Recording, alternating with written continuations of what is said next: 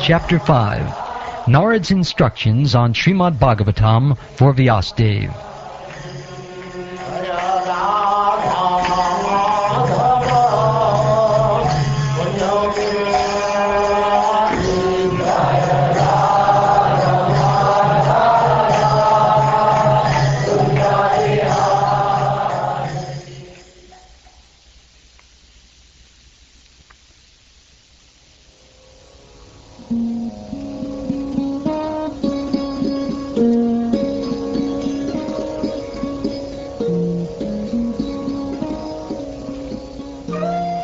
Suta Goswami said, "Thus the sage amongst the gods, Narad, comfortably seated and apparently smiling, addressed the rishi amongst the Brahmins, Vedavyas.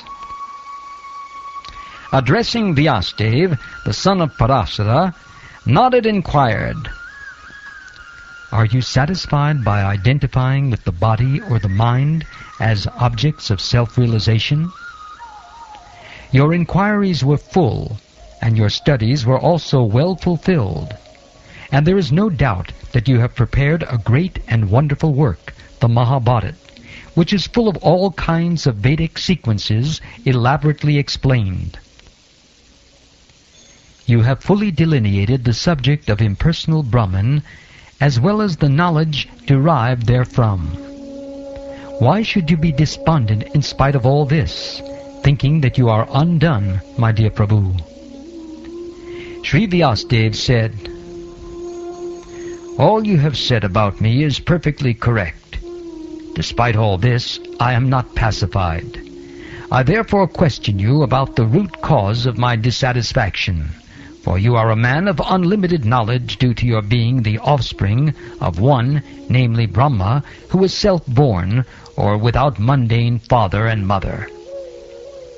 My Lord, everything that is mysterious is known to you because you worship the creator and destroyer of the material world and the maintainer of the spiritual world, the original personality of Godhead, who is transcendental to the three modes of material nature. Like the sun, your goodness can travel everywhere in the three worlds, and like the air, you can penetrate the internal region of everyone.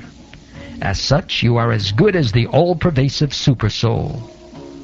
Please, therefore, find out the deficiency in me, despite my being absorbed in transcendence under disciplinary regulations and vows.' Sri Narad said, 'You have not actually broadcast the sublime and spotless glories of the personality of Godhead.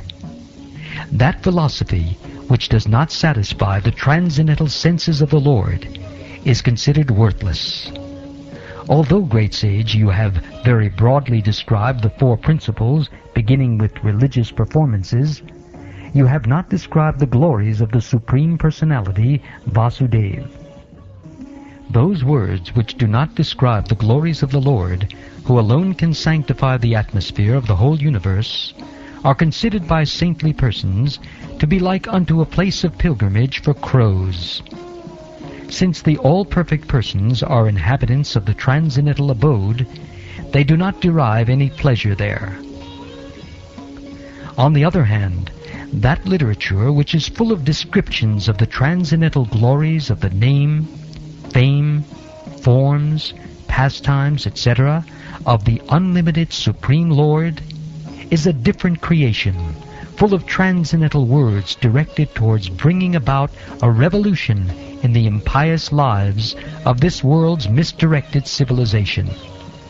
Such transcendental literatures, even though imperfectly composed, are heard, sung, and accepted by purified men who are thoroughly honest. Knowledge of self-realization, even though free from all material affinity, does not look well if devoid of a conception of the infallible God. What then is the use of fruitive activities which are naturally painful from the very beginning and transient by nature, if they are not utilized for the devotional service of the Lord? O Vyasadeva, your vision is completely perfect. Your good fame is spotless. You are firm in vow and situated in truthfulness. And thus you can think of the pastimes of the Lord in trance for the liberation of the people in general from all material bondage. Whatever you desire to describe that is separate in vision from the Lord simply reacts with different forms, names, and results to agitate the mind, as the wind agitates a boat which has no resting place. The people in general are naturally inclined to enjoy, and you have encouraged them in that way in the name of religion. This is verily condemned and is quite unreasonable. Because they are guided under your instructions, they will accept such activities in the name of religion, and will hardly care for prohibitions.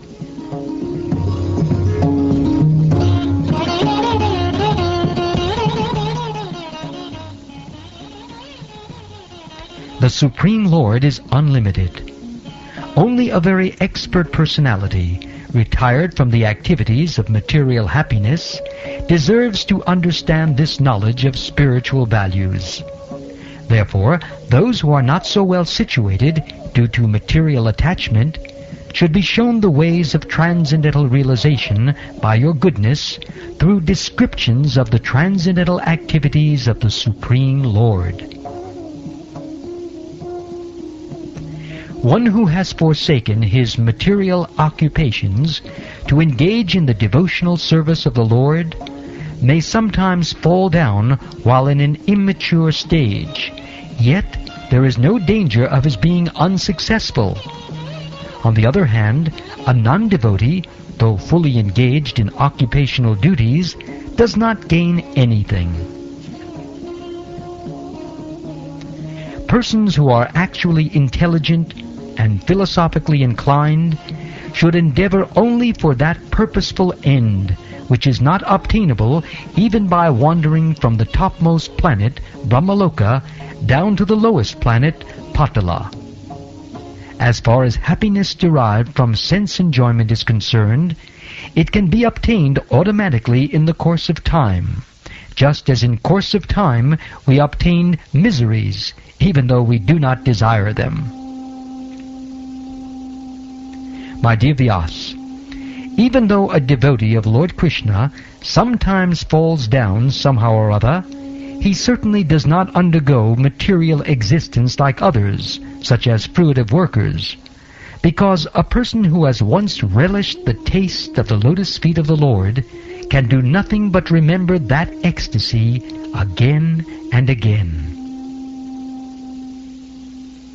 The Supreme Lord Personality of Godhead is Himself, this cosmos, and still He is aloof from it. From Him only has this cosmic manifestation emanated. In Him it rests, and unto Him it enters after annihilation. Your good self knows all about this. I have given only a synopsis. Your goodness has perfect vision. You yourself can know the Supersoul Personality of Godhead because you are present as the plenary portion of the Lord. Although you are birthless, you have appeared on this earth for the well-being of all people. Please, therefore, describe the transcendental pastimes of the Supreme Personality of Godhead, Sri Krishna, more vividly. Learned circles have positively concluded that the infallible purpose of the advancement of knowledge, namely austerities, study of the Vedas, sacrifice, chanting of hymns and charity, culminates in the transcendental descriptions of the Lord, who is defined in choice poetry.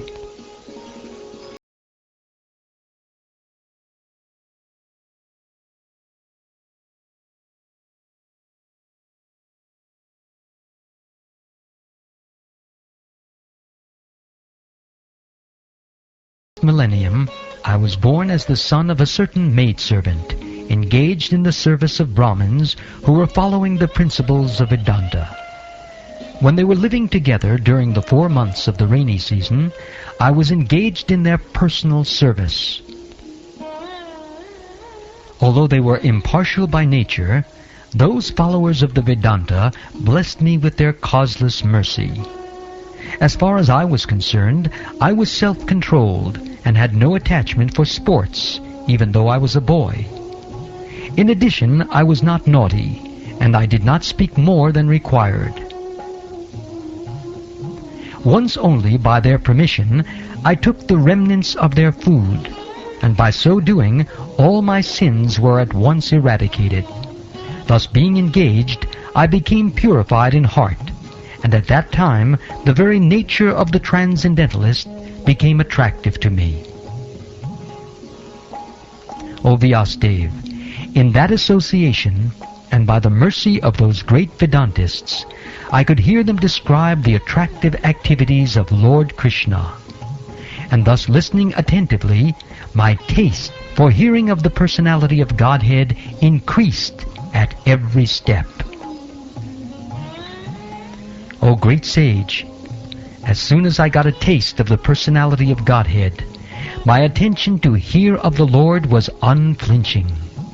And as my taste developed, I could realize that it was only in my ignorance that I had accepted gross and subtle coverings, for both the Lord and I are transcendental.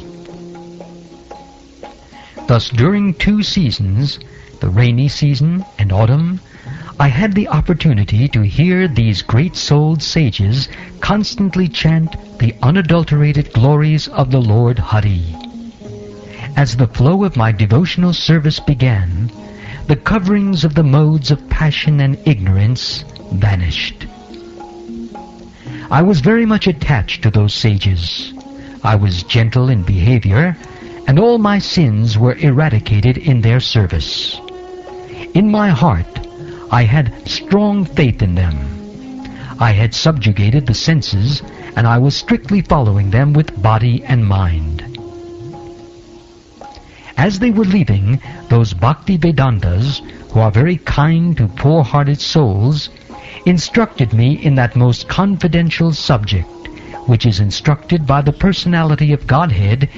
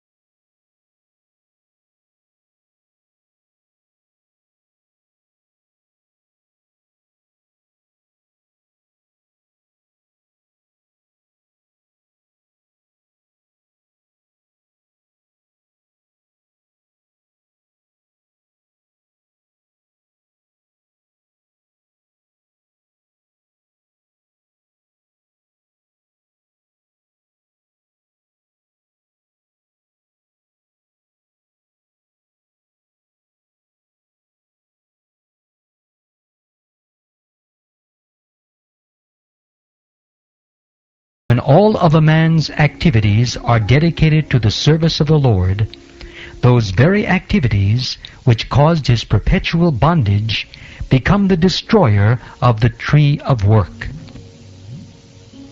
Whatever work is done here in this life for the satisfaction of the mission of the Lord is called Bhakti Yoga, or transcendental loving service to the Lord. And what is called knowledge becomes a concomitant factor. While performing duties according to the order of Sri Krishna, the Supreme Personality of Godhead, one constantly remembers Him, His names, and His qualities. Let us all chant the glories of Vasudeva, along with his plenary expansions Pradyumna, Aniruddha, and Sankarshan. Thus, he is the actual seer who worships, in the form of transcendental sound representation, the Supreme Personality of Godhead, Vishnu, who has no material form. O Brahman, thus by the Supreme Lord Krishna, I was endowed first with the transcendental knowledge of the Lord, as inculcated in the confidential parts of the Vedas, then with the spiritual opulences, and then with his intimate loving service. Please therefore describe the Almighty Lord's activities which you have learned by your vast knowledge of the Vedas, for that will satisfy the hankerings of great learned men, and at the same time mitigate the miseries of the masses of common people who are always suffering from material pangs. Indeed, there is no other way to get out of such miseries.